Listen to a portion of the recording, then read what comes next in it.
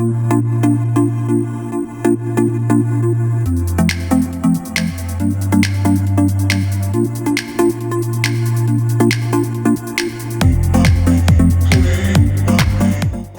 this lesson, you are going to learn an amazing and incredibly easy way to make cool, original, standout characters. All you have to do is take an existing character, a popular character, a character that you like, maybe like Olaf, for example, and then you simply change the size of each of its features from top to bottom. So if you look at this example, you can see that the eyes I've enlarged. I changed, of course, the top of the head from the hair made of sticks to a hat. So you can make your own creative additions as you go. But most of the changes are simply changing the size, shrinking the nose, shrinking the mouth, all the way down to the bottom where I enlarged the legs. You can keep the shapes the same and still end up with incredible results simply by changing the size. So today we're going to do this with Olaf to create a new original Snowman character, and then I'd love to challenge you to try this activity with your own character, a famous character or one that you like that's made, and try changing the size of the features to create a totally unique original character. So you should try that out after you do this lesson with me, but let's get started with this cute snowman character.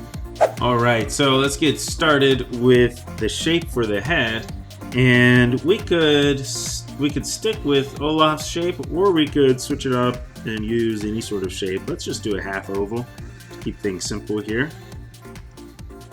And around the corners a little bit at the bottom. So it was like a half oval because it's like if I took half of an oval, split it in half, that's what you would have. But then just round the corners so it's not sharp, pointed corners. Look more like a snowman here. Let's go ahead and do the cross sections, which I like to do for the face. And then we can put the facial features later. But let's just keep going. Let's take the middle section and let's stretch it. Let's enlarge it beyond what Olaf's is. So we'll make it long and skinny like it's pulled out, pulled down. And then we'll do this bottom section, which is actually quite cylindrical. It's like a cylinder, but Olaf's is big and fat, and we're going to shrink ours to make ours more unique. So put a little skinny oval there that wraps around. It wraps around the middle, the stomach, and then curve the side. So it really looks like a wheel or a tire on a car or a vehicle. But that's that cylinder shape. It's like this cylinder here. If I just lopped off the end here, that's the shape that you get. See, the oval on top, and it wraps around. So that's a fun little section for the waist. And then we can go ahead and add in some legs. Olaf has tiny little ones. Why don't you put whatever size for legs that you want here. I'm going to do some bigger ones, but maybe I'll do them long and skinny instead of so thick. But you could play around with what types of legs you want here. And then Olaf has those stick arms. In the example I showed earlier, you saw how I enlarged those arms, those hands, made them really thick logs. What if I enlarge them a different way? Maybe instead of thickness, I just make them bigger by their length. And so let's bring a stick down and then up, so we'll have really long stick arms. And then I could keep them like Olaf. So when we're talking about changing the size, that's more than just one way. That could be in width or in length. And then maybe this one, his arms will be on his waist. And so the sticks will come out like this. And have a little bit of an overlap here where the hands are overlapping a lot of that waist right there. So see if you can fit that in. Of course, you could put the arms in a different pose. You don't need to do the pose that I do. Same for the legs.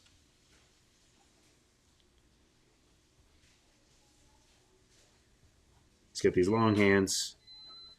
All right. trying to clear this up because it's a little messy and muddled and all mixed together. So trying to just separate these lines so it's a little more clear for you to see and for me to see for when I'm inking. Great. Now let's just add the features on top. I like a hat, but feel free to make it your own if you want to do a different type of hat or any type of hair or outfit or accessories up top.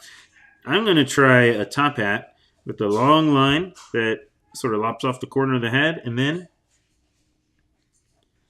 skinny little ellipse or smushed oval right here. And I'm going to add a little thickness to it to make it a little more 3D looking. In fact, it's a very similar shape to what I did down here for the waist. It's another cylinder shape, just really shrunk. It's like if I just took off the very tip of this. That's the bottom of the top hat there. And then we can do the rest of the top hat up like this. It's a cylinder, but we're looking at it from this angle, so we don't see the oval on top that's right here, or the circle. Instead, it's curved away from us, so we just see a curved top. And if you curve that top, it's going to look more three-dimensional. We could put the little ribbon? Not ribbon. What do you call that? A little band around it? Cloth. And then let's do some facial features. That's my favorite part. You could enlarge the eyes or shrink the eyes from Olaf. I'm going to go with large eyes. I'm going to overlap them, but you could put them far apart or close together. Completely up to you.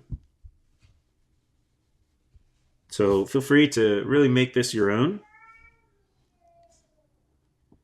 I like to do these little cup head style eyes, which have a little triangle cutout in the middle, which creates a cool highlight effect.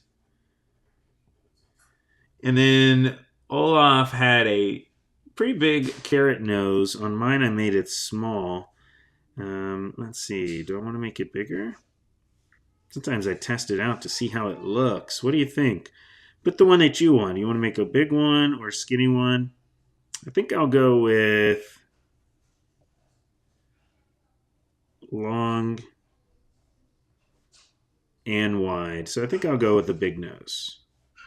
We'll try a big nose this time. You could do a tiny one, though, if you want. Completely up to you. And I like to do a few of these curved lines around it. Some go all the way across. Some go halfway across or just a little less. And these are called contour lines, which show the form of an object, but they're also the texture on the carrot. So it helps it look more three-dimensional. And then I'm going to give him a little mouth. Olaf had a huge mouth. You could do that if you like, but I like to change the sizes. That's what we're doing most in this lesson. And so I'm going to give a tiny little mouth with a little smile over here on the side. You could give him eyebrows if you want. Olaf has eyebrows. I think I'll keep the eyebrows off on this one. And then let's add the buttons. You could give it a scarf or whatever other parts on the outfit that you want. Just like I had this curved line in the face, I'm going to do a curved line down here on the body, and that helps me line up the buttons so it looks more 3D. Maybe I'll do buttons different sizes. It's like the kids had to make this snowman from whatever they could find. Maybe there will be some little twigs, or not. Maybe some leaves.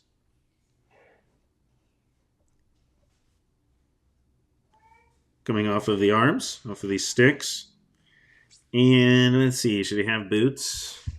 Or should we keep it like this? I might test it. Let's see, I'm not sure. What if he had socks? And no boots? That'd be weird. Those would get wet pretty quickly. I think I might try to give him some boots with socks that come above. I don't know. Just thinking what else could make him interesting. I'd love to see what you come up with. How you started with me and then made it your own. Remember, you can ink and color this. Just share it with me. Or you ink and color it and add, or shade it or whatever you want to do, or add a background, completely up to you. And then share this with me so that I can see how it looks. Thanks so much for drawing with me. He's all done. I'm going to ink and color mine. You can finish yours however you like, and then share with me to inspire me, give me some more creative ideas, and so I can celebrate your awesome work.